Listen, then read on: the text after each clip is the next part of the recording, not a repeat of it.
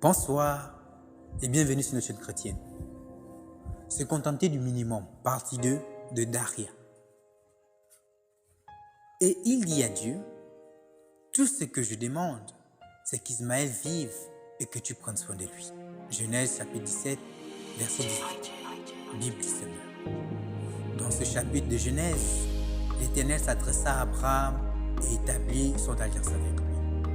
Mais avant de le faire, il lui donne des instructions et la marche à suivre afin que l'alliance qui s'établira entre eux dure pour des générations et des générations. Dieu change donc le nom d'Abraham en Abraham et le nom de sa femme Saraï en Sarah et lui rappelle cette promesse qu'il lui avait faite qu'il aurait un fils venant d'elle. La Bible nous dit que Abraham se prosternait face contre terre en se demandant si lui et sa femme à leur âge pourraient encore avoir un enfant.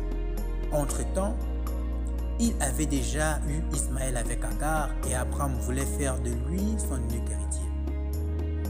Si on se souvient bien, à la base quand Abraham n'avait pas de fils, il avait pensé à faire de son serviteur Eliezer son héritier. Et maintenant qu'Ismaël était là, Abraham voulait se contenter de lui. Or, Dieu lui avait promis un enfant, mais il voulait se contenter de ce qu'il avait déjà. Seigneur, j'ai déjà ceci. C'est assez pour moi. Aide-moi juste à le garder.